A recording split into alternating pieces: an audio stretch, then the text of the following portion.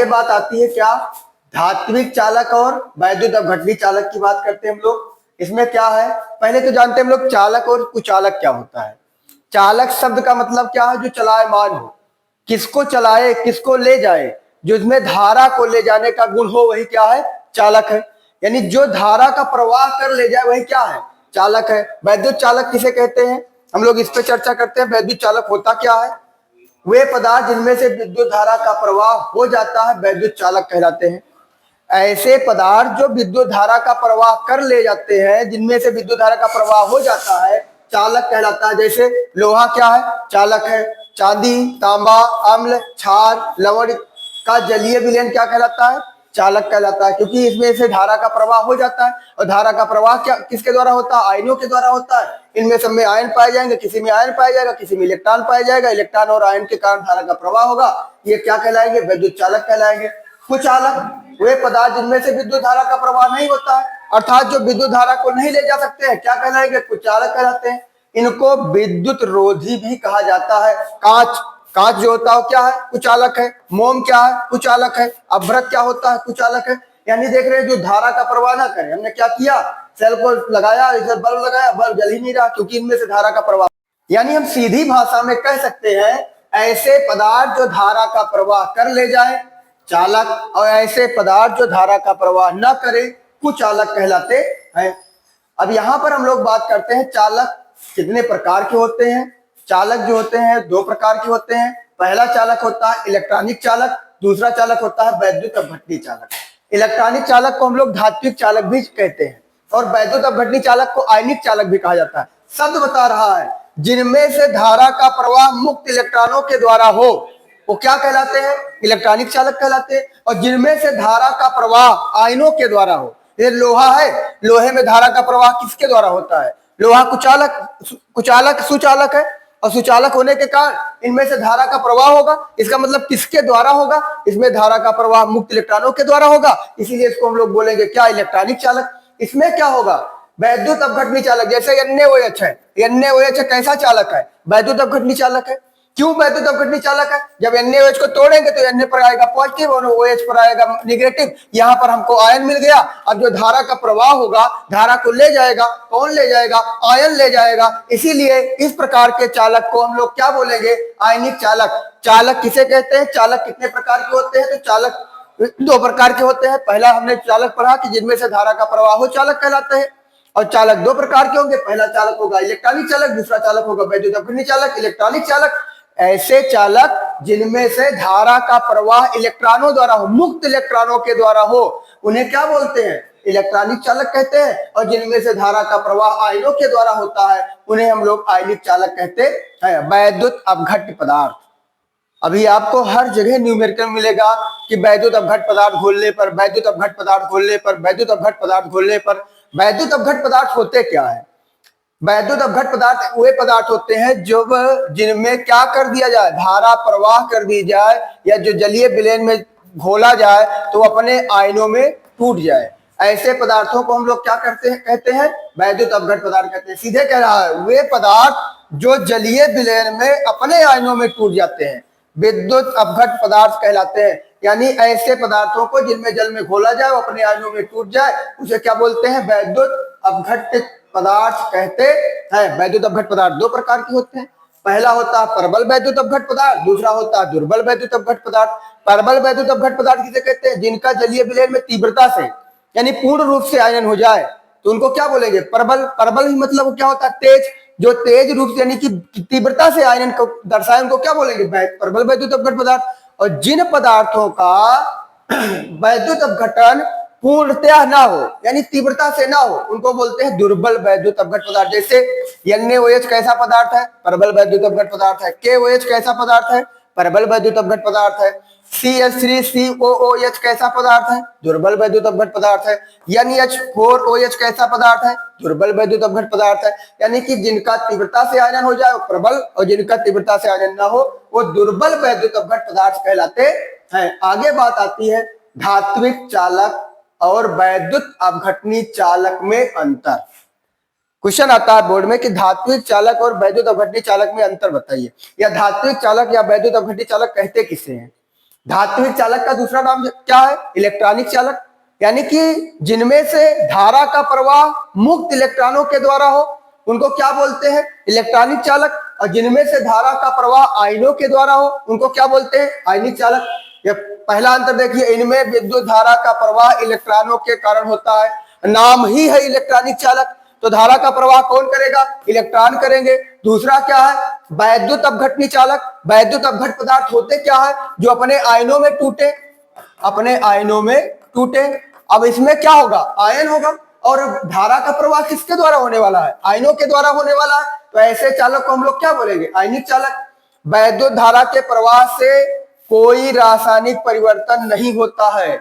जब हम लोग धात्विक चालक में वैद्युत धारा प्रवाहित करते हैं तो इसमें कोई रासायनिक परिवर्तन नहीं होगा। इसमें क्या होगा? रासायनिक परिवर्तन होगा। लोहे में धारा प्रवाहित करोगे तो उसमें कोई रासायनिक परिवर्तन नहीं होगा, लेकिन अगर जो वैद्युत अपघट पदार्थ है उसमें क्या होगा? धारा प्रवाहित करने पर उसमें रासायनिक परिवर्तन होगा। वे इसमें क्या होगा? ये NaOH होगा, इसमें रासायनिक परिवर्तन होगा Na plus OH minus, K plus OH minus. इनमें क्या करा? इसमें पदार्थ का स्थानांतरण नहीं होता है, जैसे पदार्थ रहता है वैसे ही रह जाता है। इसमें पदार्थ का कोई स्थानांतरण नहीं होता है। इसमें क्या होगा? आयनिक चालक में आप ध्यान दीजिएगा, इसमें आयनों के रूप में, भाई आयनिक चालक है, आयन रहेगा, आयनों के रूप में पदार्थ का क्या हो जाता है? स्थानांतरण हो जाता है। आयनों के रूप में पदार्थ का स्थानांतरण हो जाएगा। ये आपका क्या हो गया? वैद्युत अपघटनी चालक और धात्विक चालक में अंतर। फिर आगे, इनकी चालकता ताप वृद्धि के साथ घटती है और प्रतिरोध बढ़ता है। यानी चालकता, अगर ताप को बढ़ाते हैं तो चालकता में क्या होती है? कमी आती है, और जब चालकता में कमी आ जाएगी तो प्रतिरोध का मान क्या हो जाएगा? बढ़ जाएगा। इसमें क्या होगा? इनकी चालकता ताप वृद्धि के साथ बढ़ेगी और प्रतिरोध घटेगा। इसमें क्या होगा? चालकता ताप वृद्धि के साथ घटेगी और इसमें चालकता बढ़ेगी। इसमें क्या? प्रतिरोध घटेगा और इसमें प्रतिरोध बढ़ेगा। इनकी चालकता सामान्यतः अधिक होती है। जो इलेक्ट्रॉनिक चालक होते हैं, इलेक्ट्रॉनिक चालकों की चालकता अधिक होती है, लेकिन वैद्युत अपघट चालकों की चालकता क्या होती है? कम हो जाती है, होती है। वैद्युत अपघटनी चालकत्व है क्या? जैसे कोई पदार्थ है, कोई पदार्थ को हमने क्या कर दिया है? वैद्युत अपघट पदार्थ को लिया है और उसको विलयन में डाल दिया है, तो हमें क्या इसकी चालकत्व क्या होती है? वैद्युत अपघटनी चालकत्व क्या होता है? किसी वैद्युत अपघट के विलयन, यानी कोई वैद्युत अपघट पदार्थ ले लिया जाए, उसका विलयन ले लिया जाए, जैसे NaOH है, NaOH का विलयन ले लिया जाए, या NaOH को क्या कर दिया जाए? गलित अवस्था में गला दिया जाए, तो वैद्युत धारा प्रवाहित करने की, यानी कि विलयन में या उसकी गलित अवस्था में वैद्युत धारा प्रवाहित करने की क्षमता क्या कहलाती है? वैद्युत अपघटनी चालकत्व कहलाती है। क्वेश्चन आ जाए कि वैद्युत अपघटनी चालकत्व किसे कहते हैं? तो किसी वैद्युत अपघट पदार्थ के विलयन में, चाहे वो विलयन ले लिया जाए, जल में मिला करके विलयन बना लिया जाए, और चाहे क्या कर दिया जाए? उसकी गलित अवस्था ली जाए, यानी पदार्थ को गला लिया जाए या पदार्थ का विलयन बना लिया जाए, तो उसमें धारा प्रवाहित करने की जो क्षमता होगी वही क्या कहलाएगी? वैद्युत अपघटनी चालकत्व कहलाती है। धात्विक चालकों के समान ये भी वैद्युत धारा प्रवाहित करते हैं। वैद्युत अपघटनी चालकत्व में क्या होता है? धात्विक चालकों के समान ही इसमें धारा का प्रवाह होगा। विशिष्ट प्रतिरोध, अब यहां से आपको मिलने वाला है क्या? न्यूमेरिकल बोर्ड के लिए। अब हमको यहां पर ध्यान देना पड़ेगा, विशिष्ट प्रतिरोध या प्रतिरोधकता क्या होती है? विशिष्ट प्रतिरोध, और उसी को हम लोग कहते हैं प्रतिरोधकता। प्रतिरोध को किससे इंडिकेट करते हैं? आप लोगों ने फिजिक्स में पढ़ा हुआ होगा कि प्रतिरोध को क्या हो, प्रतिरोध को दर्शाते हैं किससे? R से। प्रतिरोध दो इलेक्ट्रोडों के मध्य उपस्थित वैद्युत अपघट के स्तंभ की लंबाई मतलब L के अनुक्रमानुपाती, लंबाई के क्या होगा? अनुक्रमानुपाती, तथा अनुप्रस्थ परिच्छेद के क्षेत्रफल के व्युत्क्रमानुपाती होगा। लंबाई के अनुक्रमानुपाती होगा। जैसे मान लीजिए हमने क्या लिया? कोई पदार्थ लिया है, वैद्युत अपघट स्तंभ लिया, पदार्थ लिया, इसकी क्या हो गई? ये एरिया हो गई, यानी क्षेत्रफल हो गया, और ये क्या हो जाएगी? लंबाई हो जाएगी। तो जो प्रतिरोध होगा ये क्या होगा? लंबाई के अनुक्रमानुपाती, और क्या होगा? क्षेत्रफल के व्युत्क्रमानुपाती होता है। R अनुक्रमानुपाती L, R व्युत्क्रमानुपाती A। हमने क्या किया? R का मान रखा, यहाँ पे क्या लिया? एक कांस्टेंट है जो क्या हो जाएगा? R बराबर रो L अपान A। तो इसकी परिभाषा क्या बनाएंगे, 1 सेंटीमीटर लंबाई, अगर लंबाई का मान क्या रखा जाए 1 सेंटीमीटर तथा 1 वर्ग सेंटीमीटर अनुप्रस्थ परिच्छेद, यानी इसकी एरिया जो होगी, क्षेत्रफल जो होगा 1 वर्ग सेंटीमीटर होगा। सेंटीमीटर अनुप्रस्थ परिच्छेद के क्षेत्रफल वाले चालक का ओम में प्रतिरोध, क्षेत्रफल वाले चालक का ओम में प्रतिरोध विशिष्ट प्रतिरोध कहलाता है। R बराबर रो यल अपान ए, यहां पर क्या है, R बराबर प्रतिरोध है, यल बराबर क्या है, लंबाई है, ए बराबर क्या है, एरिया क्षेत्रफल है, और रो बराबर क्या है, विशिष्ट प्रतिरोध होता है। आगे बात होती है विशिष्ट चालकत्व या चालकता, इसको दर्शाते किससे है, इसको दर्शाते हम लोग कप्पा से। विशिष्ट प्रतिरोध के व्युत्क्रम को विशिष्ट चालकत्व या चालकता कहते हैं। अगर विशिष्ट प्रतिरोध का व्युत्क्रम होगा तो उसको क्या बोलेंगे, विशिष्ट चालकत्व या चालकता। इसको किससे दर्शाते हैं, कप्पा से। तो चालकत्व सी बराबर क्या होगा, प्रतिरोध का व्युत्क्रम हो जाएगा। तो हम लोग क्या कर सकते हैं, विशिष्ट चालकत्व कप्पा बराबर ये क्या होगा, विशिष्ट प्रतिरोध का व्युत्क्रम हो जाएगा। कप्पा बराबर क्या हो जाएगा, कप्पा बराबर 1/ρ हो जाएगा। चालकत्व विलयन में विद्युत धारा की सरलता की माप होती है। चालकत्व विलयन में देखिए, बोर्ड परीक्षा के लिए हमको क्या करना है, हमको यहाँ रिवीजन करना है। हम आपको पढ़ा नहीं रहे हैं, आपका रिवाइज करा रहे हैं, आपको बोर्ड के लिए तैयार कर रहे हैं, प्रिपेयर कर रहे हैं, इसलिए तेजी से पढ़ाना पड़ रहा है। इसको आप ध्यान दीजिएगा कि आपको बोर्ड में, आप इस वीडियो को देखिए और बोर्ड में जो नंबर, जो क्वेश्चन आने वाले हैं, प्रश्न आने वाले हैं, उनकी तैयारी कर ले जाइए, बस इतना है। इसमें पढ़ना नहीं है, पढ़ने का समय गया। अब हमको क्या करना है, केवल केवल केवल तैयारी करनी है। और उसके लिए आपको क्या होगा, कम समय में कितना ज्यादा चीज दे दिया जाए। आप वीडियो देखते रहोगे, आपको फिर अभी टाइम लगेगा, जो टाइम लगेगा तो आपको क्या लगेगी, आपको लगेगा कि हाँ भैया हमारा समय बर्बाद हो रहा है, हमको तो बोर्ड की तैयारी करना है। अब बोर्ड की तैयारी करना तो हमको ऐसा क्वेश्चन मिल जाए, ऐसा कंटेंट मिल जाए कि हम लोग क्या करें, जल्दी से उसमें तैयारी करके और नंबर को अपना बढ़ा लें। तो हम लोग यही सोच रहे हैं कि आपका नंबर कैसे बढ़े। तो ये क्या है, रिवीजन बैच है। और रिवीजन बैच में अगर आपका एक टॉपिक लेके चला जाएगा तो आप लोगों की तैयारी हो गई थी। तो आप इस पे ध्यान दीजिए, क्या कह रहा है, क्या बोला जा रहा है। यहाँ पर क्या होगा, कप्पा, चालकत्व, यल और ए में क्या संबंध होता है।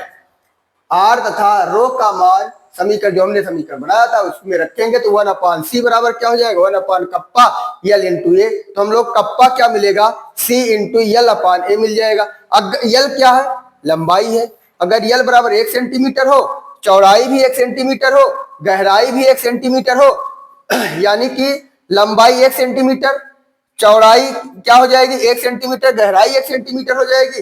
तो उस स्थिति में इसका सबका मान क्या हो जाएगा, 1 हो जाएगा। तो कप्पा बराबर क्या हो जाएगा, सी। कप्पा बराबर क्या हो जाएगा, सी। यानी कि यल का मान क्या हो, लंबाई 1 सेंटीमीटर हो जाए, चौड़ाई 1 सेंटीमीटर हो जाए और गहराई भी 1 सेंटीमीटर हो जाए। उस स्थिति में क्या हो जाएगा, कप्पा बराबर इनका सबका मान क्या हो जाएगा, 1 हो जाएगा। तो कप्पा बराबर विशिष्ट चालकत्व सी हो जाएगा। सेल स्थिरांक क्या होता है, सेल स्थिरांक इसको किससे दर्शाते हैं, जी से। किसी सेल के दो समांतर इलेक्ट्रोडों के मध्य की दूरी यल और इलेक्ट्रोड के अनुप्रस्थ परिच्छेद के क्षेत्रफल ए का अनुपात सेल स्थिरांक। ये क्या हो गया, ये आपका एक कोई प्लेट लिया गया, इसका क्या हो गया, क्षेत्रफल हो गया, और इन दोनों के बीच की दूरी क्या हो गई है, यल हो गई है। तो सेल स्थिरांक बराबर क्या होता है, यल अपान ए हो जाएगा। इसका मात्रक क्या होगा, सेंटीमीटर इनवर्स या मीटर इनवर्स हो जाएगा।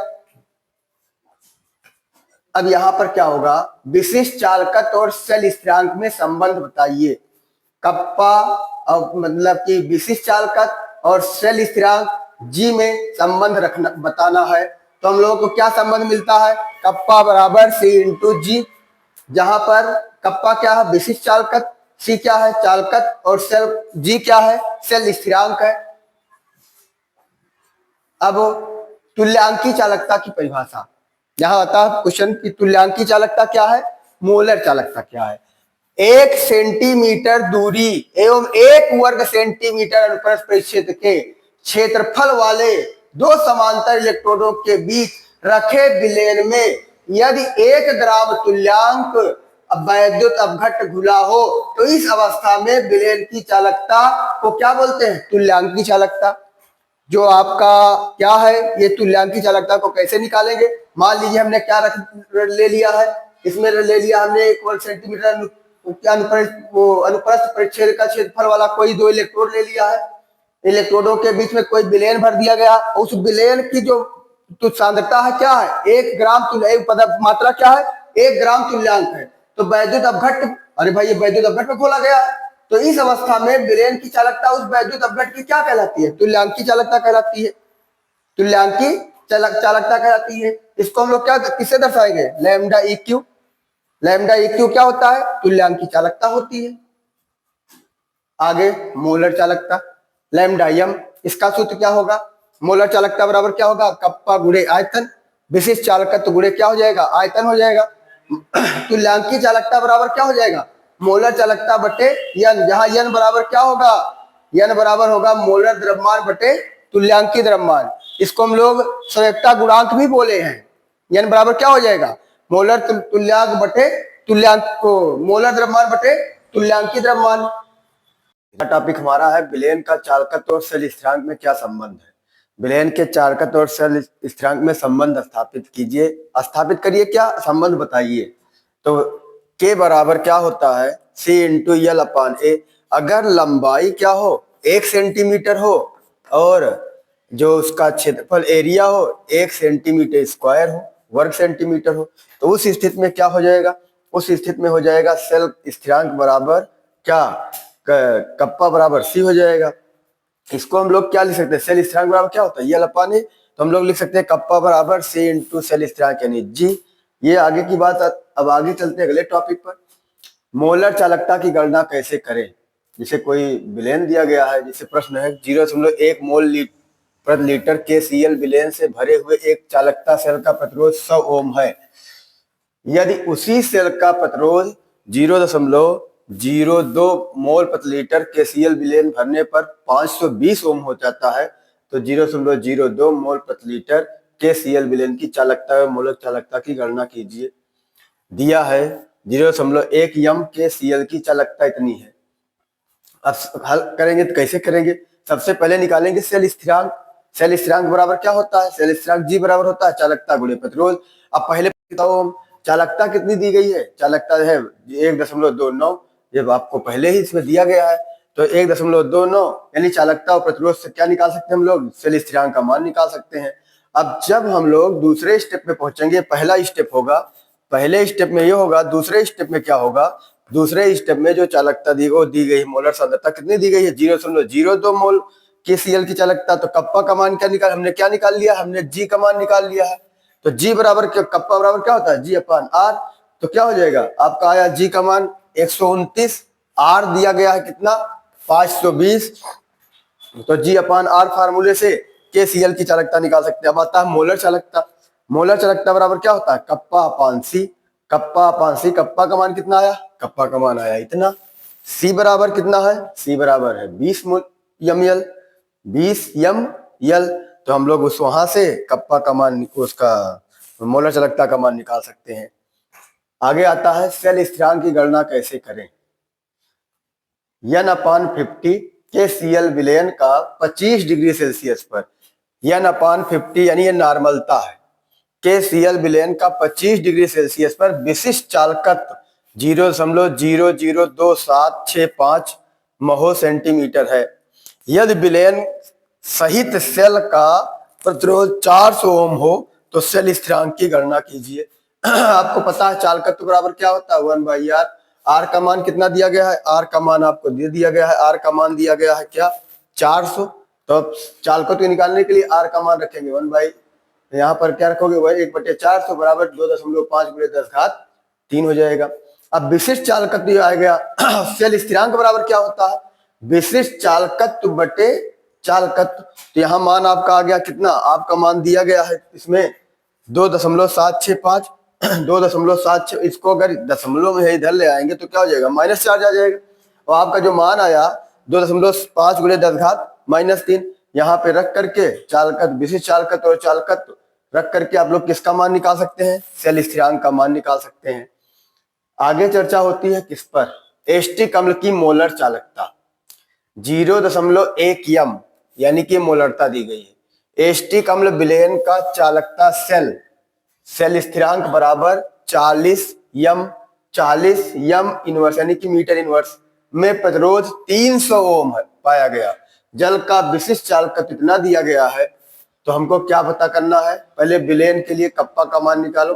तो क के बराबर क्या हो गया? 1/, जो प्रतिरोध दिया गया है आर, यहां से निकाल सकते हैं। उसके बाद सेल स्थिरांक ये हो जाएगा 1/r, फार्मूला होता नहीं 1/r गुणे जी, वहां से निकाल लेंगे। फिर आता है शुद्ध एस्टिक अम्ल का के। तो जो आपका मान आया है उसमें से इसका जो के दिया गया है 7.6 गुणे 10⁻², दोनों को माइनस करेंगे, आपका मान आ जाएगा 5.7 गुणे 10⁻²।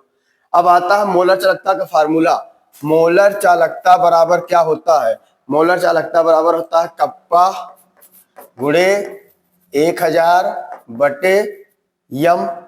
तो मोलर चालकता का मान आया, मोलर चालकता का वो कप्पा का मान आया, कप्पा का मान ये हो गया 1000/यम। जब दोनों सबका मान रखेंगे, कप 1000 गुणे कप्पा, कप्पा का मान हुआ कितना? 5.7 गुणे 10⁻²। और जो यम आएगा उसका मान रख करके 0.1 हम लोग निकाल सकते हैं मोलर चालकता का मान। फिर आता है अब अपघट्ट की चालकता किन कारकों पर निर्भर करती है, या विद्युत अपघट्ट की चालकता को प्रभावित करने वाले कारक बताओ। क्वेश्चन ऐसे आएगा, अपघट्ट की चालकता किन कारकों पर निर्भर करती है, या क्वेश्चन आएगा विद्युत चालकता को प्रभावित करने वाले कारक बताओ। तो विद्युत चालकता को प्रभावित करने वाला पहला कारक क्या होगा? आयनिक आकर्षण बल। भाई जब दो आयन क्या होंगे? परबल बल से जुड़े होंगे, वैद्युत आकर्षण बल से जुड़े होंगे। जब दोनों पास पास होंगे, बहुत ताकतवर बल होगा, तो उनको तोड़ने में भी ज्यादा ताकत लगेगी। तो कह रहा है आयनिक आकर्षण बल, अगर आयनिक आकर्षण बल होगा तो आयन फ्री नहीं होंगे, और आयन फ्री नहीं होंगे तो चालकता क्या हो जाएगी? कम हो जाएगी। भाई बहुत संगुड़ी, बहुत पास पास है, बहुत जुड़े हुए हैं, अब उनको अलग करने के लिए ही ताकत ज्यादा लगेगी, और जब ताकत ज्यादा लगेगी तो वहां पर क्या होगा? चालकता का मान कम हो जाएगा, क्योंकि आयनन जितना ज्यादा होगा चालकता उतनी अधिक होगी, और बल प्रबल होगा तो चालकता क्या हो जाएगी? कम हो जाएगी। आयनों का विलायकीकरण, यदि विलेय विलायक आकर्षण बल अधिक है तो विलायक के आयनों को घेर लेते हैं। भाई यहाँ पर आकर्षण बल अधिक है तो आप क्या होगा? अणु आकर के पास जुड़ जाएंगे। जैसे आपके घर में कोई आता है जिनसे बहुत लगाव है, तो आप पूरे घर वाले बैठ करके उससे बातचीत करते हो। और कोई ऐसा इंसान आ गया जिससे आपका लगाव नहीं है, तो क्या होगा? कोई अपना काम उधर कर रहा है, कोई अपना काम उधर कर रहा है, कोई कहीं जा रहा है, कोई कहीं जा रहा है, किसी से ज्यादा मतलब नहीं होता। लेकिन जब किसी से बहुत लगाव है, सब लोग आपस में बैठ करके बात करने लगते हैं। तो यहाँ पर क्या होगा? विलेय विलायक आकर्षण बल अधिक है। भाई विलेय है, विलायक देखा कि वो विलेय आ रहा है, तो विलेय का आकर्षण बल ज्यादा है, तो अपना सारा काम छोड़ के क्या होगा? विलेय के चारों तरफ मिल जाएगा। जैसे आपके घर में कोई आएगा, बहुत मानते हो आप लोग, तो अपना सारा काम छोड़ करके उनके साथ बैठ करके बातचीत करना शुरू हो जाएगा। तो यहाँ पर भी वही आकर्षण बल ज्यादा होगा, तो विलायक उसको ज्यादा घेरेंगे, और जब ज्यादा घेर लेंगे तो विद्युत चालकता का मान क्या हो जाएगा? कम हो जाएगा, क्योंकि आयनन की मात्रा घट जाएगी। आगे आता है विलायक की श्यानता। श्यानता क्या है? एक बल होता है श्यान बल, जो द्रव की दो परतों के बीच पाया जाता है, और ये बल क्या करता है? द्रव की एक परत और दूसरे परत के बहने का विरोध करता है। और जब विरोध कर, एक प्रकार के मान लीजिए विरोधी बल होता है। तो अगर श्यानता अधिक है तो विद्युत चालकता क्या होगी? कम होगी। श्यानता अधिक है, बहुत ज्यादा संगुलित हो गए, जुड़ गए हैं, भाई हम जाने नहीं देंगे तुमको, हम तुमको आयनन करने नहीं देंगे। जब आयनन करने नहीं देंगे तो चालकता आपकी क्या हो जाएगी? कम हो जाएगी। भाई प्रबल बल है, और प्रबल बल है तो पकड़ा हुआ है कि कहाँ जा रहे हो, तुमको जाने नहीं देंगे हम, और जाने नहीं देंगे, वो जाएगा तभी आयनन होगा। जब जाएगा ही नहीं, जुड़ गया है, तो आयनन कहाँ होगा? और आयनन नहीं होगा तो चालकता क्या हो जाएगी? कम हो जाएगी। आगे आता है ताप। ताप बढ़ाने पर जो आयनों के बीच की गतिज ऊर्जा है, यानी आयनन की क्रिया है, वो बढ़ जाती है। गतिज ऊर्जाएं बढ़ जाती है, और जब गतिज ऊर्जा बढ़ जाती है, जैसे मान लीजिए प्लस माइनस है, जब ताप बढ़ेगा तो इनकी गतिज ऊर्जा बढ़ जाएगी, आयनन की क्रिया बढ़ जाएगी, और आयनन की क्रिया बढ़ जाएगी तो विद्युत चालकता भी बढ़ जाती है। तो कह सकते हैं ताप बढ़ाने पर वैद्युत चालक की चालकता बढ़ जाती है। फिर आता है वैद्युत अपघट्ट की प्रवृत्ति परबल वैद्युत अपघट्य है, परबल वैद्युत अपघट्य है, आयनन ज्यादा होगा, आयनन ज्यादा होगा तो चालकता ज्यादा होगी, और दुर्बल वैद्युत अपघट्य है, आयनन कम होगा तो उसकी चालकता क्या होगी, कम होगी। यानी हम कह सकते हैं परबल वैद्युत अपघट्यों की चालकता ज्यादा होती है और दुर्बल वैद्युत अपघट्यों की चालकता कम होती है। यानी वैद्युत अपघट्य पदार्थ के ऊपर भी चालकता का मान निर्भर करता है। अगर वैद्युत अपघट्य प्रभार प्रबल है तो चालकता क्या होगी, ज्यादा होगी। अगर वैद्युत अपघट्य पदार्थ क्या दुर्बल है तो चालकता क्या होगी, कम हो जाएगी। सांद्रता का विशिष्ट चालकत्व पर क्या प्रभाव पड़ता है? वैद्युत अपघट्य के विलेनों की सांद्रता घटाने पर सांद्रता घटेगी तो तनुता बढ़ेगी, सांद्रता घटेगी तो तनुता बढ़ेगी। तो वैद्युत अपघट्य पदार्थों की सांद्रता घटाने पर चाहे बोल दो या तनुता बढ़ाने पर उनके विशिष्ट चालकत्व का मान घटता है। भाई घट देगा तो, लेकिन क्यों घटेगा? क्योंकि तनुता बढ़ाने पर विलयन के प्रति इकाई आयतन में आयनों की संख्या घट जाती है। जब विलयन आपका तन हो जाएगा तो उसमें आयनन की मात्रा क्या हो जाएगी, कम हो जाएगी। इसी के कारण अब आप लोग ध्यान दीजिए, क्वेश्चन है सांद्रता का विशिष्ट चालकत्व पर क्या प्रभाव पड़ता है।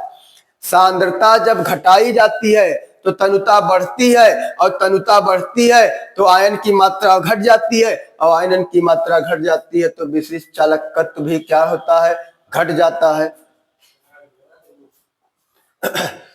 तनुता का मोलर चालकता पर क्या प्रभाव पड़ता है? वैद्युत अपघट्य के विलयन की तनुता बढ़ाने पर उनकी तुल्यांकीय चालकता और मोलर चालकता का मान बढ़ जाता है। यह विशिष्ट चालकत्व के विपरीत व्यवहार करता है, इसको याद रखे रहिएगा। अब आता है परबल वैद्युत अपघट्य का व्यवहार कैसा होता है। परबल वैद्युत अपघट्य का व्यवहार, ये सभी सांद्रताओं पर लगभग पूर्ण रूप से आयनित होते हैं। परबल वैद्युत अपघट्य और दुर्बल वैद्युत अपघट्य, ध्यान देना, परबल और दुर्बल वैद्युत अपघट्य। परबल वैद्युत अपघट्य पदार्थ क्या होते हैं, सभी सांद्रताओं पर पूर्ण रूप से आयनित हो जाती है, यानी पूर्ण रूप से टूट जाते हैं। और दुर्बल वैद्युत अपघट्य क्या पदार्थ होता है, ये पूर्ण रूप से वियोजित नहीं होता है, टूटता नहीं है।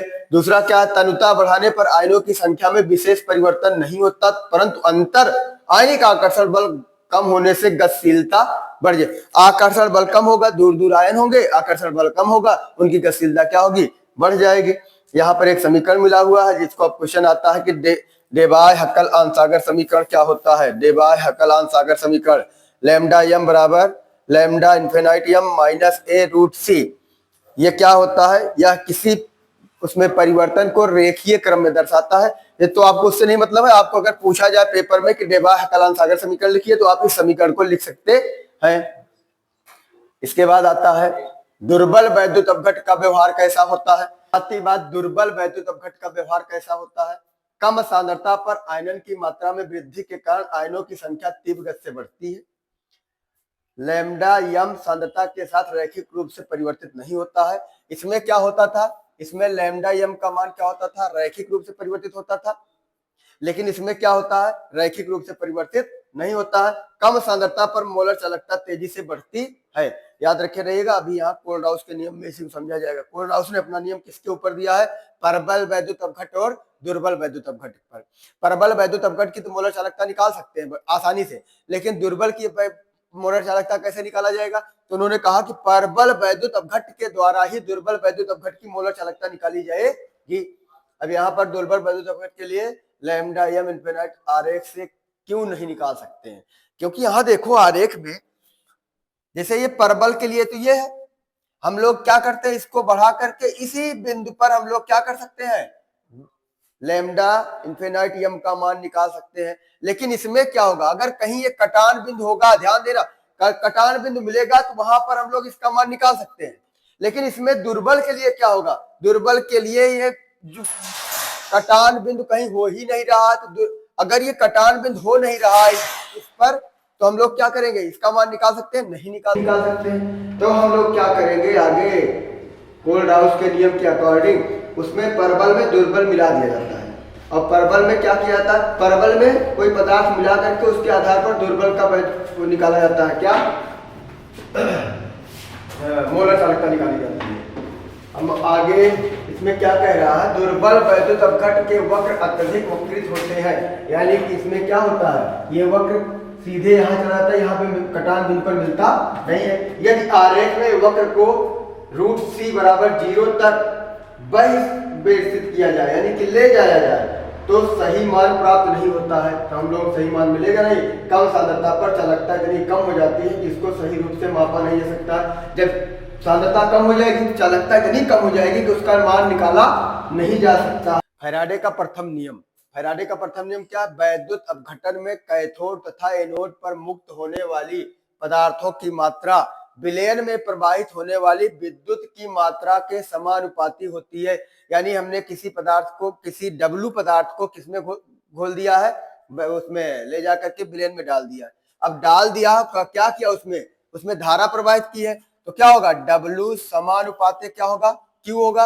और आपको पता है क्यू बराबर क्या होता है, क्यू बराबर होता है आई टी। तो हम लोग क्या लिख सकते हैं, डब्लू पर, और यहाँ डब्लू को हम लोग उसके क्यू के बराबर मिलाएंगे तो क्या देंगे, लॉलीपॉप, और लॉलीपॉप क्या है, स्थिरांक है, तो जेड क्यू हो जाएगा। अब डब्लू बराबर क्या होता है, आई टी, तो यहाँ पर हमारा फार्मूला क्या बन जाएगा, डब्लू बराबर जेड आई टी हो जाएगा। जहां पर जेड बराबर क्या है, वैद्युत रासायनिक तुल्यांक है। वैद्युत रासायनिक तुल्यांक निकालते कैसे हैं, कैसे निकालते हैं, तुल्यांकी भार बटे यफ। यहाँ यफ क्या है, फैराडे की मात्रा है, एक फैराडे है। तो हम लोग का फार्मूला क्या मिला, W बराबर जेड आई टी। डब्ल्यू बराबर क्या होता है, जेड आई टी। पहला नियम क्या हो गया इनका, W बराबर जेड आई टी, W बराबर जेड आई टी, यानी पदार्थ की मात्रा, कैथोड या एनोड पर मुक्त होने वाली पदार्थ की मात्रा। भाई आपका एक कैथोड है, एक है एनोड। जब हम उसमें कोई पदार्थ घोलेंगे, वैद्युत अपघट पदार्थ घोलेंगे, तो वो पदार्थ क्या होंगे, अपने आयनों में टूटेंगे, और आयनों में टूटेंगे, जान लो प्लस टूट रहा है तो किधर जाएगा, माइनस वाले इलेक्ट्रोड की तरफ। तो माइनस टूट रहा है तो किधर जाएगा, प्लस वाले इलेक्ट्रोड की तरफ, और जाकर के वहां इलेक्ट्रोड पर इकट्ठा होगा। तो हम लोग कह सकते हैं पदार्थ की मात्रा जो होती है प्रवाहित होने वाले विद्युत धारा की मात्रा के समानुपाती होती है। जितनी ज्यादा विद्युत धारा होगी उतना ज्यादा पदार्थ बनेगा। तो यहाँ पर हमारा फार्मूला मिल गया क्या, W बराबर जेड आई टी। दूसरा नियम क्या है, जब विद्युत धारा की समान मात्रा विभिन्न वैद्युत अपघट्टों के विलयन में समान समय में प्रवाहित की जाती है, तो इलेक्ट्रोडों पर मुक्त होने वाले भिन्न भिन्न पदार्थों की मात्राएं उन पदार्थों के रासायनिक तुल्यांकों के समानुपाती होती है। भिन्न भिन्न पदार्थों की मात्राएं उन पदार्थों के रासायनिक तुल्यांकों के समानुपाती होती है। मान लीजिए पहला पदार्थ है तो W बराबर क्या, इस नियम से W बराबर क्या है, जेड आई टी। W1 बराबर क्या हो जाएगा, Z1 आई टी हो जाएगा। W2 बराबर क्या हो जाएगा, Z2 आई टी हो जाएगा। तो W1 अपान W2 बराबर क्या हो जाएगा, Z1 I T upon Z2 I T हो जाएगा। तो ये आई टी क्या हो जाएगा, आपका आई कैंसिल, टी कैंसिल हो जाएगा, क्या W1 अपान W2 बराबर क्या हो जाएगा, Z1 अपान Z2 हो जाएगा। तो Z बराबर क्या होता है, E अपान एफ। तो यहाँ हम लोग क्या लिख सकते हैं, इसके स्थान पर E1 अपान एफ, यहाँ क्या लिखा जा सकता है, E2 अपान एफ। जब ये आप लोग यहाँ कैंसिल करेंगे तो क्या होगा, W1 अपान W2 बराबर E1 अपान E2 आ जाएगा। आपका ये फार्मूला बन जाएगा, W1 अपान W2 बराबर E1 अपान E2। ये आपका क्या हो गया, ये आपका होगा फैराडे का द्वितीय नियम। प्लेन में 1.5 एम्पीयर की धारा 10 मिनट तक प्रवाहित की जाए तो इलेक्ट्रोड पर निक्षेपित पदार्थ की मात्रा की गणना कीजिए। आपकी पदार्थ की मात्रा क्या होता है, W बराबर होता है जेड आई टी।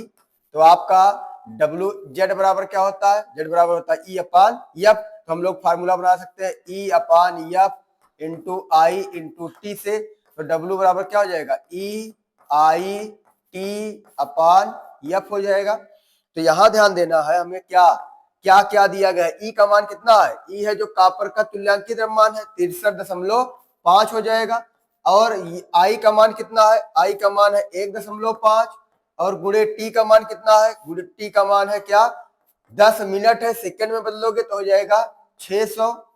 उसके बाद यहाँ क्या होगा, यफ की वैल्यू कितनी होती है 96,500।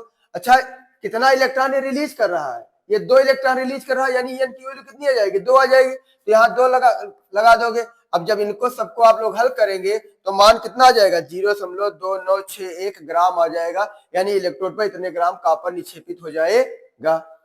आगे बात आती है प्राथमिक सेल क्या है, शुष्क सेल की क्रिया भी समझाइए। प्राथमिक सेल क्या है? प्राथमिक सेल ऐसे सेल जिनमें रेडॉक्स अभिक्रिया केवल एक बार होती है। ऐसे सेल जिनमें रेडॉक्स अभिक्रिया केवल एक बार होती है उसको क्या बोलते हैं? प्राथमिक सेल बोलते हैं। यानी इस प्रकार की सेल को पुनः आवेशित नहीं किया जा सकता है। ऐसी सेल जो आप पुनः चार्ज नहीं कर सकते हैं, आवेशित नहीं कर सकते हैं, एक बार जब उससे काम ले लो, उसकी क्रियाविधि करा लो तो वो सेल मृत हो जाती है। वो क्या कहलाती है? प्राथमिक सेल कहलाती है। जो ये घड़ी है इसमें जो सेल होगी इसको पुनः चार्ज नहीं कर सकते हैं। इसका मतलब ये क्या है? ये जो सेल है ये प्राथमिक सेल है। आपकी मोबाइल है, मोबाइल का सेल जो होता है क्या होता है? एक बार अगर खत्म हो गया तो क्या दोबारा दूसरी सेल लगाते हो? नहीं लगाते हो। सुबह खत्म, लगा देते चार्जिंग में, मोबाइल को चार्ज कर रहे हैं, मोबाइल को चार्ज कर रहे हैं, यानी उसको क्या कर सकते हैं? पुनः आवेशित कर सकते हैं। तो ऐसी सेल जिनको पुनः आवेशित नहीं किया जा सकता है वो क्या कहलाती है? प्राथमिक सेल। और जिनको पुनः आवेशित कर सकते हैं उनको हम लोग द्वितीयक सेल बोलते हैं। प्राथमिक सेल इनमें रेडॉक्स अभिक्रिया केवल एक बार होती है और एक बार जब क्रिया कर लेती है तो ये सेल क्या हो जाती है? मृत हो जाती हैं। इनको पुनः आवेशित नहीं किया जा सकता है। शुष्क सेल जो है एक प्रकार की प्राथमिक सेल है। शुष्क सेल होता है, शुष्क सेल में जिंक पात्र का क्या होता है? एनोड होता है। जो आपका ये एक प्रकार की शुष्क सेल है, इसमें देखिए एनोड जो है जिंक, ये जो बाहर बना हुआ है ये क्या है? ये एनोड है। ये जिंक का एक पत्तल यानी जिंक पात्र का बना हुआ एक एनोड है। यानी शुष्क सेल में एनोड के रूप में किसका प्रयोग करते हैं? क्वेश्चन है। शुष्क सेल में एनोड के रूप में जिंक पात्र का प्रयोग करते हैं। या शुष्क सेल में जिंक पात्र किसका कार्य करता है? एनोड का कार्य करता है। इसमें एक छड़ लगी हुई है, ये ग्रेफाइट की छड़ है। ये छड़ किसका कार्य करती है? ग्रेफाइट की छड़ कैथोड का कार्य करती है। जो हमारी शुष्क सेल होती है उसमें एनोड के रूप में क्या होता है? जिंक होता है। और कैथोड के रूप में क्या होता है? ग्रेफाइट होता है। अब इसकी क्रिया विधि देखिए। जिंक है, जिंक काम क्या करेगा?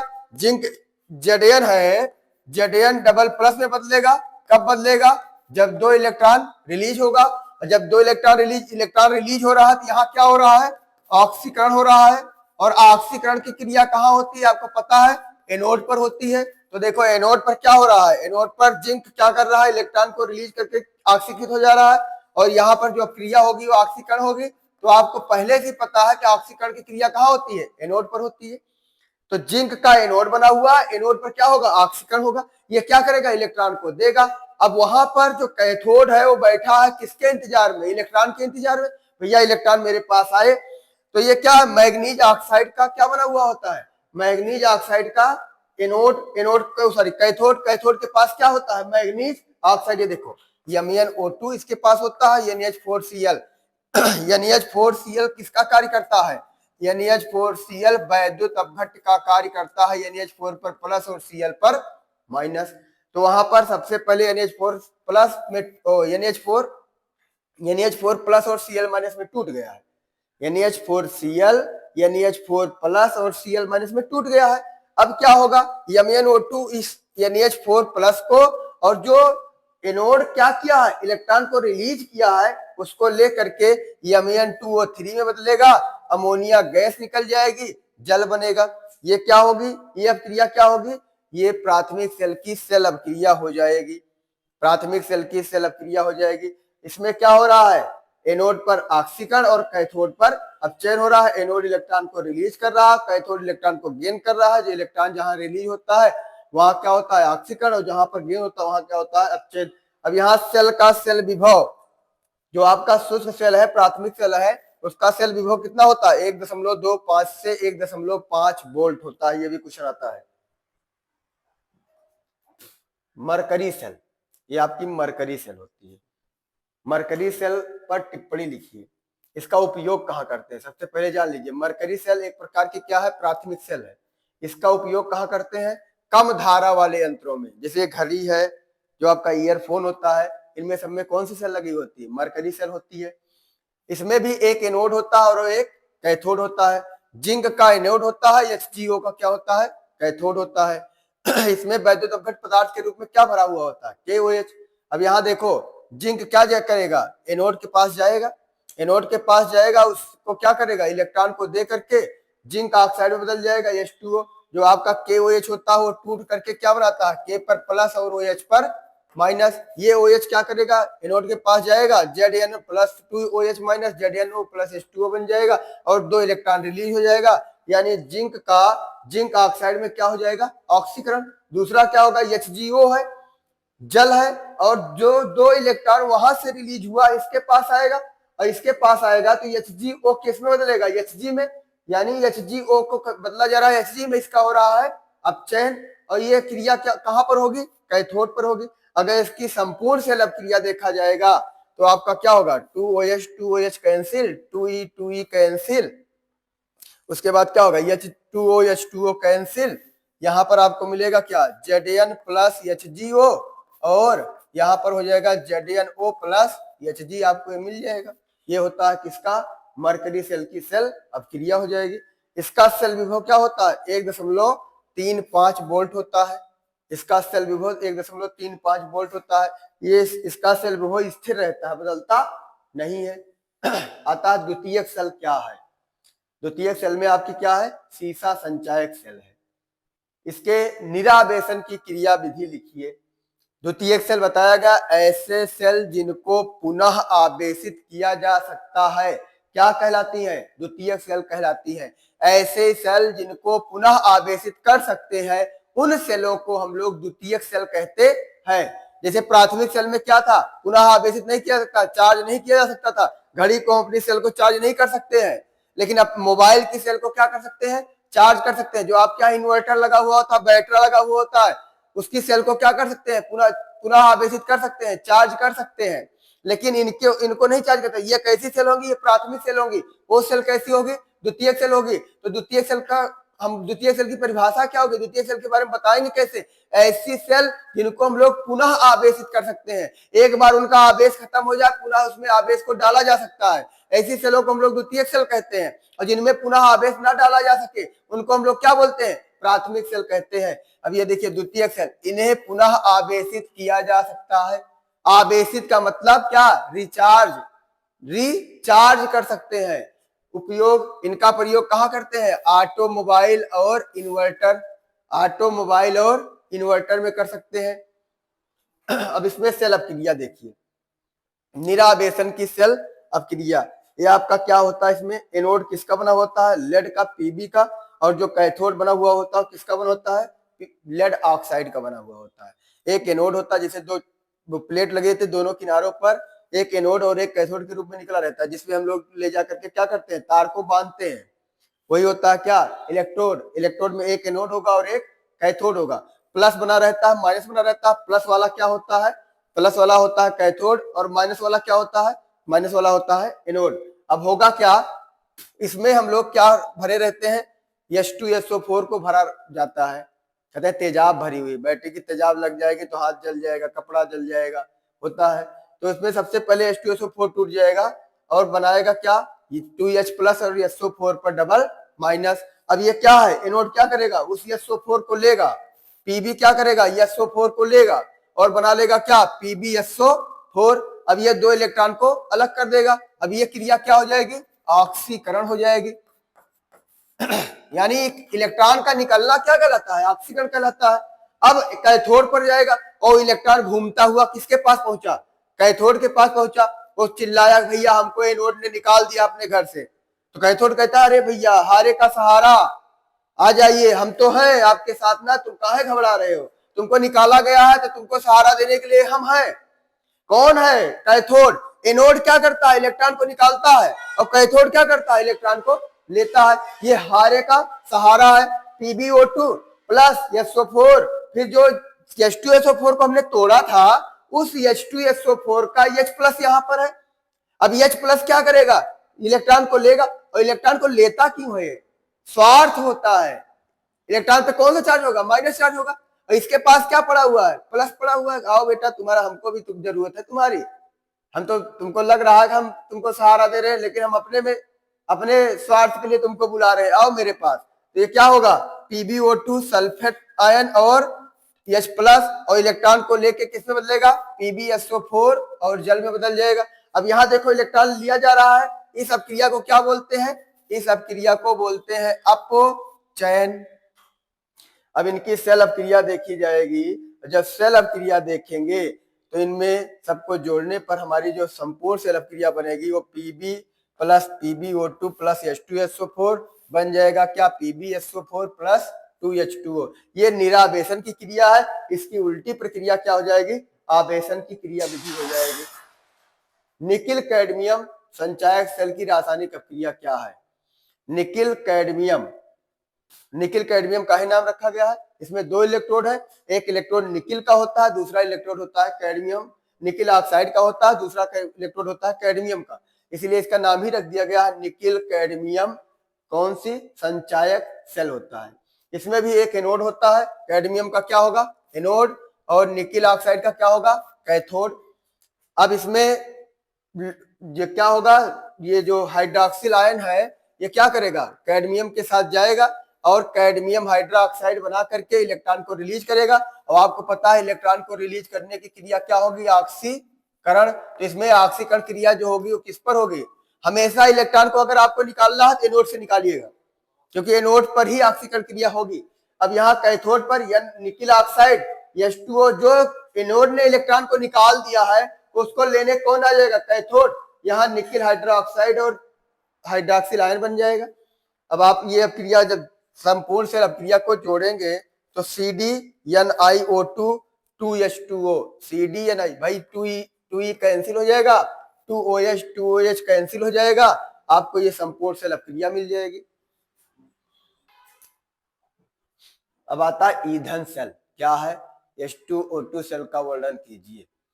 ईंधन सेल, जो हाइड्रोजन सेल होती है उसी को क्या बोलते हैं, ईंधन सेल। इसमें दहन ऊर्जा के द्वारा सीधे विद्युत ऊर्जा में बदला जा सकता है, यानी ईंधन को दहन ऊर्जा के द्वारा सीधे वैद्युत ऊर्जा में बदला जा सकता है। इस सेल में वैद्युत अपघट के रूप में NaOH या KOH का प्रयोग करते हैं। इसमें एनोड क्या होता है हाइड्रोजन और कैथोड क्या होता है ऑक्सीजन। एनोड हाइड्रोजन, एनोड की तरफ कौन होता है हाइड्रोजन और कैथोड की तरफ कौन होता है ऑक्सीजन। एनोड की तरफ से हाइड्रोजन आता है, कैथोड की तरफ से ऑक्सीजन आता है, दोनों का दहन होता है और इसमें वैद्युत अपघट पदार्थ के रूप में क्या भरा हुआ होता है NaOH या KOH। KOH टूट करके क्या दे देता है, K पर प्लस और OH पर माइनस दे देता है। अब ये एनोड की तरफ कौन है H2 है, H2 के साथ क्या आ जाएगा OH माइनस आ जाएगा, बना लेगा क्या जल, और ये 4 इलेक्ट्रॉन को रिलीज करेगा। कितने इलेक्ट्रॉन को रिलीज करेगा, 4 इलेक्ट्रॉन को रिलीज करेगा। ऑक्सीजन, ऑक्सीजन इधर से आएगा, जो ये जल बनाया है ये ऑक्सीजन लेगा और 4 इलेक्ट्रॉन को लेगा, ये फिर क्या बना लेगा हाइड्रोक्साइड आयन बना लेता है।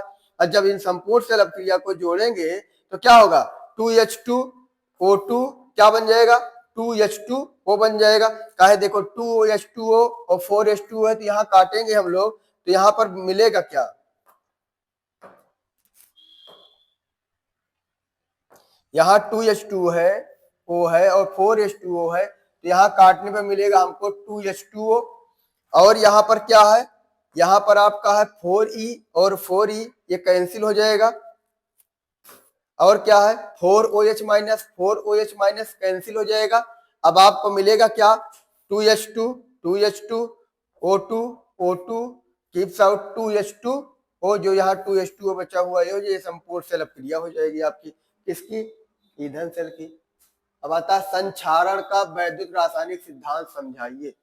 संक्षारण है क्या, आप लोगों ने देखा होगा कि कुछ पदार्थ ऐसे होते हैं जो क्रियाशील होते हैं, अत्यधिक क्रियाशील, जैसे लोहा वोहा हो गया, इनको सबको अगर हम लोग खुला छोड़ देते हैं तो सुबह क्या होगा, शाम को छोड़ दे ऊपर ओस गिरे और सुबह क्या होगा उसमें भूरे रंग का पदार्थ बन जाता है। अब उसमें हो क्या जा रहा है, लोहा जो है वो संक्षारित हो जा रहा है, वो आज वांछनीय पदार्थों का निर्माण कर ले रहा है। तो लोहे पर जंग लगना क्या होता है, एक संक्षारण का उदाहरण। संक्षारण क्या है, वायुमंडलीय अशुद्धियां और कार्बन डाइऑक्साइड की उपस्थिति में अवांछनीय यौगिक का बनना क्या कहलाता है, संक्षारण कहलाता है।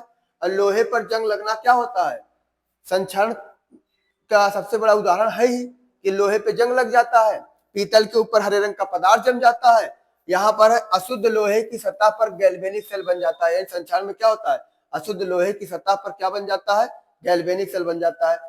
लोहा की जो सतह होती है किसका कार्य करती है, एनोड का कार्य करती है। सेल अपक्रिया में देखिए उसकी वैद्युत रासायनिक सिद्धांत में देखिएगा, लोहे की सतह किसका कार्य करती है, लोहे की सतह एनोड का कार्य करती है।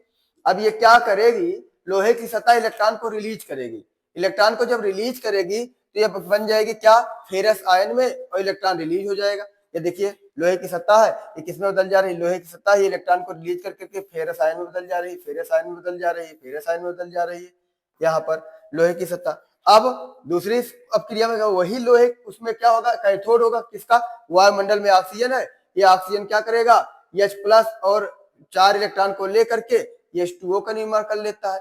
और जब H2O का निर्माण कर लेगा तो हमारी जो संपूर्ण सेल अपक्रिया होगी वो क्या होगी, 2Fe O2 O2 4H 4H plus 4E क्या हो जाएगा, कैंसिल, यहाँ क्या बन जाएगा 2Fe पर डबल प्लस और H2O, ये हो जाएगी क्या, उसका वैद्युत रासायनिक सिद्धांत हो जाएगा। वायुमंडलीय ऑक्सीजन द्वारा फेरस आयन का ऑक्सीकरण होता है, वायुमंडलीय ऑक्सीजन द्वारा जो हमारा फेरस आयन बना हुआ होता है इसका ऑक्सीकरण हो जाता है, और ऑक्सीकरण हो करके Fe2O3 इंटू NH2O यानी X-H2O, यही होता है हमारा क्या, जंग। जो यहाँ पर H2O है ये तो रहेगा ही, और इसके बाद Fe2+ का क्या हो जाएगा, ऑक्सीकरण बनाएगा क्या, Fe2O3, और आपका जो जल काणु हो जाएगा ये हो जाएगा, ये आपकी क्या हो गई, संक्षारण की क्रिया विधि हो गई। अब हम लोग आते हैं कोलराउस का नियम। कोलराउस ने नियम क्यों दिया, उन्होंने देखा कि मोलर चालकता और तुल्यांकी चालकता तो परबल वैद्युत अपघट्टों के लिए तो आसानी से निकाली जा सकती है। उन्होंने नियम को क्यों दिया, पहले इसको जान लीजिए। उन्होंने देखा कि परबल वैद्युत अपघट्ट की जो मोलर चालकता, आयनिक चालकता निकाली जा सकती है, तो तुल्यांकी चालकता निकाली जा सकती है, वो क्या है, आसानी से निकाल सकते हैं। लेकिन जो दुर्बल वैद्युत अपघट्ट होते हैं उनकी मोलर चालकता और तुल्यांकी चालकता निकालेंगे तो कैसे निकालेंगे, तो उन्होंने एक नियम दिया। क्या नियम दिया है, देखिए पहले कोलराउस का नियम का आधार क्या है। उन्होंने बताया कि जो अनंत तनुता होती है, अनंत तनुता पर किसी पदार्थ की मोलर चालकता, अनंत तनुता पर किसी वैद्युत अपघट्ट पदार्थ की मोलर चालकता, जैसे मान लीजिए क्या है, NaCl है, जब NaCl है इसको तोड़ेंगे तो क्या बनेगा, Na पर प्लस बनेगा और Cl पर माइनस बनेगा। अब इसकी अगर मोलर चालकता निकालनी होगी, इसकी अगर मोलर चालकता निकालनी होगी तो ये जो मोलर चालकता होगी इस आयन की चालकता और इस आयन की चालकता के योग के बराबर होगी।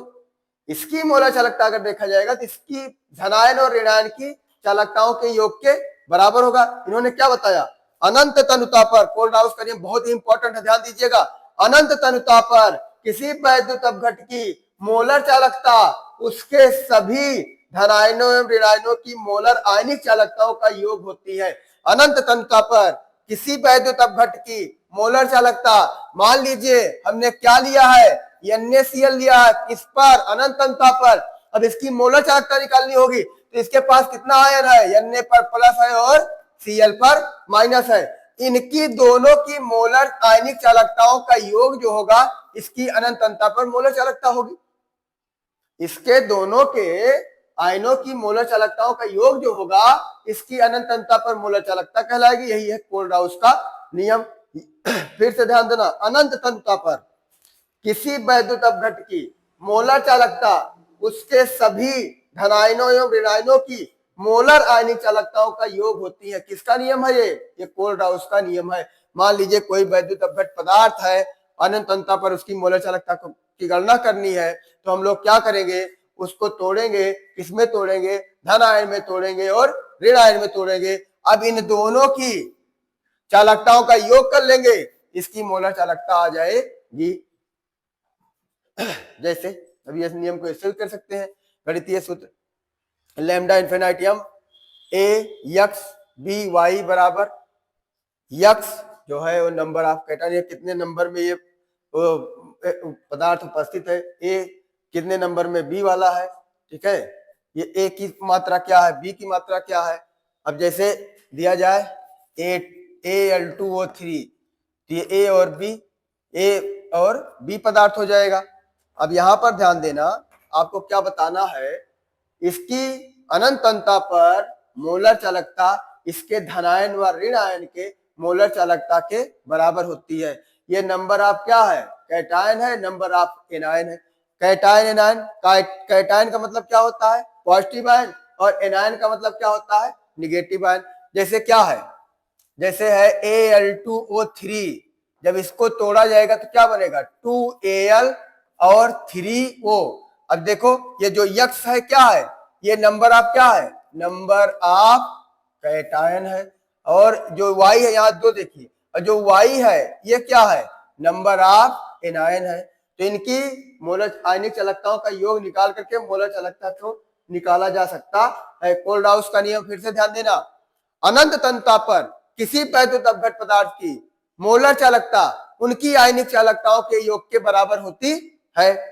अब यहां पर देखिए, जैसे NaCl है, हमने NaCl को लिया, और NaCl है, जब इसको तोड़ेंगे तो क्या बनेगा, Na पर प्लस और Cl पर माइनस आ जाएगा। तो ये क्या हो जाएगा, इसकी मोलर चालकता निकालनी होगी अनंत तन्यता पर, क्या करेंगे, इसको देखिए, लैम्डा इनफाइनाइट यम किसका है, NaCl है, फिर कीप्स आउट क्या हो जाएगा, लैम्डा इनफाइनाइट यम Na पर प्लस और Cl पर माइनस हो जाएगा। ये इसकी आयनिक चालकता हो जाएगी, ये उसका योग निकाल लेंगे तो इसकी मोलर चालकता आ जाएगी। जैसे इसमें देखिए Al2SO4 का होल थ्राइस, जब इसको तोड़ेंगे, Al2SO4 को तोड़ते हैं तो क्या होता है, Al2SO4 तोड़ते क्या होता है, 2Al पर ट्रिपल प्लस और 2SO4 3SO4 पर डबल माइनस। अब इसके लिए हम लोग सूत्र बनाएंगे तो क्या होगा, लैम्डा इनफाइनाइट यम किसका, Al2SO4 कीप्स आउट, यहां पर क्या हो जाएगा बताओ, यहां पर हम लोग क्या लिखेंगे, 2 लैम्डा इनफाइनाइट यम क्या, Al पर क्या हो जाएगा, Al पर हो जाएगा triple plus plus 2 lambda infinite यम SO4 पर क्या हो जाएगा, डबल माइनस हो जाएगा। आगे हम लोग देखते हैं तुल्यांक की चालकता के संदर्भ में यह नियम कैसे परिभाषित है। अनंत तन्यता पर किसी वैद्युत अपघट की तुल्यांक की चालकता, वो तो थी मोलर चालकता, कोल्डहाउस का नियम जो है मोलर चालकता के लिए था कि अनंत तन्यता पर मोलर चालकता उनकी आयनिक चालकताओं के योग के बराबर होती है। यहाँ क्या होगा, अनंत तन्यता पर किसी वैद्युत अपघट की तुल्यांक की चालकता उसके आयनों की आयनिक चालकताओं के योग के बराबर होता है। जैसे ये है इसका तुल्यांकी चालकता, ये इसके आयनों की आयनिक चालकता का योग के बराबर। जैसे आपको देखो इसका तुल्यांकी चालकता निकालनी है Al2SO4 का होल थ्राइस, तो हम लोग तोड़ेंगे, यहां पर हो जाएगा क्या, जहां Al2SO4 का होल थ्राइस। अब ये पदार्थ किसकी बैलेंसी दिखाता रहा है, ये पदार्थ बैलेंसी किसकी दिखा रहा है, 3 क्या है और ये 2 क्या है। ध्यान देना है पदार्थ बनता कैसे है, Al है SO4 है, जो यहाँ पे बैलेंसी दिखा रहा है किसकी है, इसकी है, और जो यहाँ पर है किसकी बैलेंसी है, इसकी है। ऐसे पदार्थ, ऐसे अगर पदार्थ दिया जाएगा तो तोड़ने का तरीका बड़ा आसान बताया जा रहा है, ध्यान देना क्या होगा, Al2SO4 का होल थ्राइस। अब यहाँ क्या करो, इसकी बैलेंसी देखो, इसको तोड़ो, Al है SO4 है, यहाँ पर क्या होगा, ये बैलेंसी इसकी आ जाएगी और ये बैलेंसी जो इसकी हो जाएगी। तो हम लोग इसको क्या लिख सकते हैं, एक, जब इसकी बैलेंसी करेंगे 1/2, इसकी बैलेंसी करेंगे 1/3, इसका करेंगे 1/2, यहाँ क्या होगा 1/3 लैम्डा इनफाइनाइटियम Al ट्रिपल प्लस 1/2 लैम्डा इनफाइनाइटियम ASO4 पर डबल माइनस। जैसे अगर मान लीजिए निकालना हुआ किसका,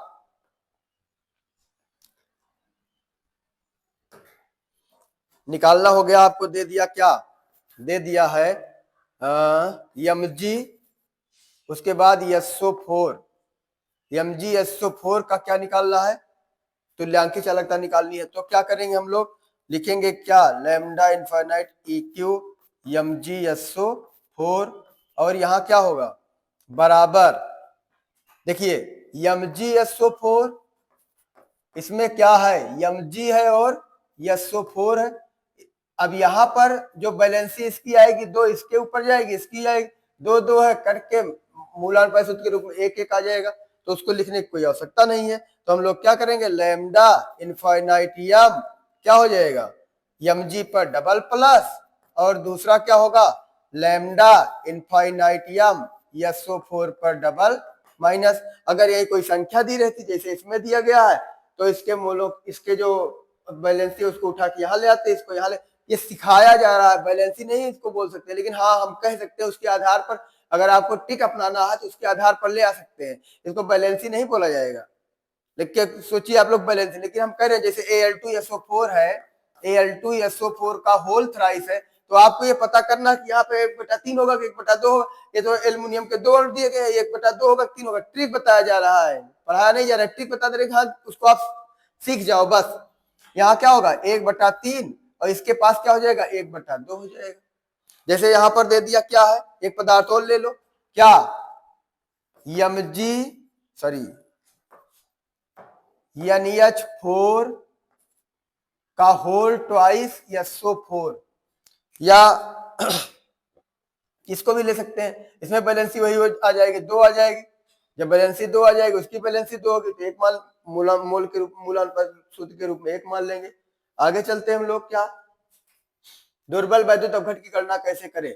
किसी कोल्डहाउस के नियम के आधार पर किसी प्रबल वैद्युत अपघट के द्वारा दुर्बल वैद्युत अपघट की गणना करना है। कोल्डहाउस ने नियम क्यों बताया कि जो प्रबल वैद्युत अपघट की तो गणना कर सकते हैं, प्रबल वैद्युत अपघट की तो गणना कर सकते हैं मोलर चालकता और तुल्यांक चालकता की, लेकिन दुर्बल वैद्युत अपघट की गणना कैसे करें। हमारे पास एक दुर्बल वैद्युत अपघट पदार्थ क्या है, CH3COOH है। अब इसका क्या करना है, इसके मोलर चालकता और तुल्यांक चालकता की गणना करनी है।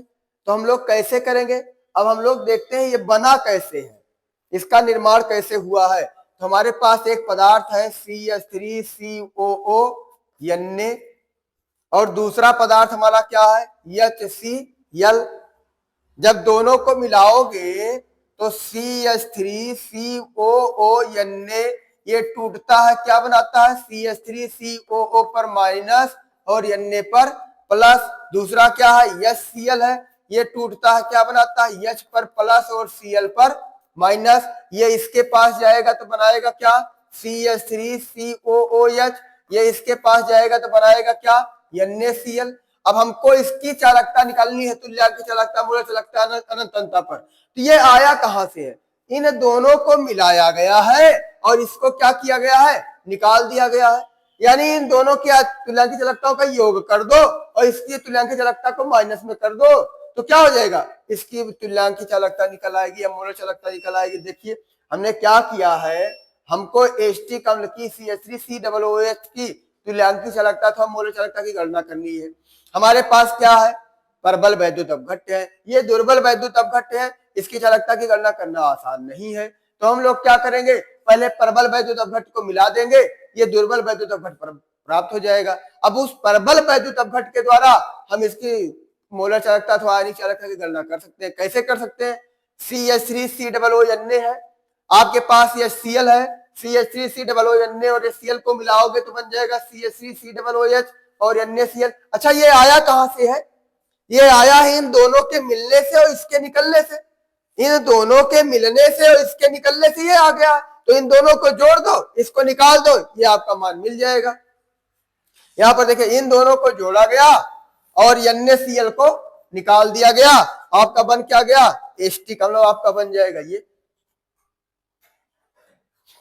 अब जैसे है CH3COOH की मोलर चालकता ज्ञात कीजिए, दिया गया है क्या, अनंत अंता पर मोलर चालकता NaCl की, HCl की, CH3COO की। अभी आप लोग क्या देखे, देखिए फिर से देखिए, CH3COO plus HCl, CH3COOH plus NaCl, इन दोनों को जोड़ा गया है और इसमें से किसको निकाल दिया गया है, NaCl को निकाल दिया गया है। अब यहां ध्यान दो, CH3COOH बराबर क्या हो जाएगा, इन दोनों को ऐड कर दो, CH3COOH प्लस HCl, इन दोनों को जोड़ दो और जोड़ने पे उसमें से क्या कर दो, NaCl को निकाल दो। अब इसकी चालकता कितनी दी गई है, CH3COONA की दी गई है कितना, 91। देखो ये 91 है, ये क्या है, CH3COONA की चालकता है। उसके बाद या Cl की चालकता कितनी दी गई है, 425.9। ये किसकी चालकता है, ये Cl की चालकता है 425.9। आगे क्या होगा, अब इन दोनों को जोड़ दिया गया, आ गया कितना, इन दोनों का योग कितना आया, 516.9। अब हम क्या करेंगे, जो हमारा NaCl निकल रहा तभी तो बन रहा है, NaCl का जो वो कर देंगे, माइनस कर देंगे, हमारी ये आ जाएगी क्या, CH3COONA की चालकता, मोलर चालकता। आगे आता है वियोजन की मात्रा कैसे ज्ञात करते हैं। वियोजन की मात्रा क्या होता है, ये मोलर चालकता और अनंत अंतता पर मोलर चालकता का क्या हो जाता है, अनुपात, वियोजन मात्रा हो जाता है। अल्प विलेय लवण की वियोजन मात्रा, यानी कि इसके लिए हम लोग क्या वियोजन की मात्रा निकालते हैं, तो क्या होता है, यस बराबर कप्पा गुणे 1000 गुणे अपान क्या हो जाएगा, अनंत अंतता पर मोलर चालकता। वैद्युत अपघटनीय सेल और वैद्युत अपघटन क्या होता है। वैद्युत अपघटनीय सेल वह सेल होती है जिसमें वैद्युत अपघटन की क्रिया कराई जाती है, वैद्युत अपघटनीय सेल होती है। वैद्युत अपघटन क्या होता है, वैद्युत अपघट पदार्थ को उसके अवयवी कणों में तोड़ने की क्रिया क्या कहलाती है, वैद्युत अपघटन कहलाती है। जैसे मान लीजिए कोई वैद्युत अपघट पदार्थ हमने क्या लिया है, NaOH लिया है, अब इसमें क्या करेंगे, वैद्युत धारा प्रवाहित कर देंगे तो क्या बन जाएगा, Na पर प्लस और OH पर माइनस हो जाएगा। यही क्रिया क्या कहलाती है, वैद्युत अपघटन कहलाती है। ऐसे पदार्थ को क्या बोलते हैं, वैद्युत अपघट पदार्थ बोलते हैं। इस पदार्थ को क्या बोलते हैं, वैद्युत अपघट पदार्थ बोलते हैं। और इस पदार्थ का वैद्युत अपघटन जिस सेल में कराया जाता है उसको क्या बोलते हैं, वैद्युत अपघटनीय सेल कहा जाता है।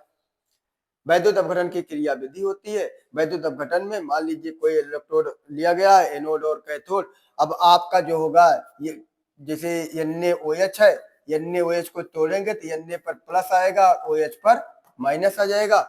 Na पर प्लस, OH पर माइनस, प्लस वाला जो आयन होगा माइनस वाले की तरफ जाएगा। यानी कि अगर वैद्युत अपघटनीय सेल में एनोड तो पॉजिटिव होता है और कैथोड क्या होता है, नेगेटिव होता है, तो Na प्लस किधर जाएगा, कैथोड की तरफ, और OH माइनस किधर आएगा, एनोड की तरफ। यहाँ पर क्या है, यहाँ पर हम लोग किसका करा रहे हैं, हम लोग Cl2H2 गैस निकाल का करा, या Cl का करा रहे हैं। Cl का करा करके क्या कर रहे हैं, CH2 और Cl2 गैस प्राप्त कर रहे हैं। जैसे HCl वैद्युत अपघट पदार्थ है, हमने उसको तोड़ा तो H प्लस में चला गया और Cl माइनस में चला गया। अब H प्लस क्या हो गया, H प्लस जाकर के इलेक्ट्रोड पर हाइड्रोजन गैस कैथोड पर चला गया, हाइड्रोजन गैस के रूप में निकल गया, और ये एनोड पर आकर के क्लोरीन गैस के रूप में निकल गया। ये हो गई क्रिया विधि। जलीय सोडियम क्लोराइड का वैद्युत अपघटन। जलीय सोडियम क्लोराइड का वैद्युत अपघटन कैसे कराते हैं, तो जलीय सोडियम क्लोराइड का वैद्युत अपघटन कराने के लिए क्या करते हैं हम लोग, NaCl सोडियम क्लोराइड का जलीय विलयन लेते हैं, उसमें NaOH भी मिला हुआ होता है। इसमें एनोड पर क्या बनती है, क्लोरीन गैस, और कैथोड पर क्या बनती है, हाइड्रोजन गैस। जलीय सोडियम हाइड्रोक्साइड, जलीय सोडियम क्लोराइड का क्या कराते हैं, जलीय सोडियम क्लोराइड का जब हम लोग क्या कराते हैं, वैद्युत अपघटन कराते हैं, तो एनोड पर कौन सी गैस निकलती है, क्लोरीन, और कैथोड पर कौन सी गैस निकलती है, हाइड्रोजन गैस निकलती है। कॉपर सल्फेट का वैद्युत अपघटन। कॉपर सल्फेट का वैद्युत अपघटन, कॉपर सल्फेट का वैद्युत अपघटन कराते हैं, तो यहाँ पर जो आपका माइन वो होता है, कैथोड होता है, कैथोड पर जाकर के कॉपर होती हो निक्षेपित हो जाती है। कॉपर सल्फेट को जब वैद्युत अपघटन कराया जाता है तो कॉपर कहाँ जाती है, क्वेश्चन आता है। कॉपर सल्फेट का वैद्युत अपघटन कराने पर कॉपर कैथोड पर जाती है। ये हो जाएगा आपका। अब आता है वैद्युत अपघटन द्वारा एक धातु पर दूसरी धातु की परत चढ़ाने की क्रिया। वैद्युत अपघटन के द्वारा इसको बोलते हैं इलेक्ट्रोप्लेटिंग। अगर किसी धातु पर दूसरी धातु की परत चढ़ा दी जाती है तो उसको क्या बोलते हैं, इलेक्ट्रोप्लेटिंग। आप लोग गैल्वेनाइजिंग पढ़ा होगा, देखा है, स्कूल में पढ़ा था। टिनिंग पढ़ा था कि टिन की परत चढ़ाना क्या कहलाता है, टिनिंग। तो यहाँ पर जैसे क्या किया जा रहा है, आयरन के लोहे के चम्मच के ऊपर क्या चढ़ा दे रहे हैं, गोल्ड की परत। तो ये क्रिया को क्या बोल देंगे, इलेक्ट्रोप्लेटिंग कहा जाएगा।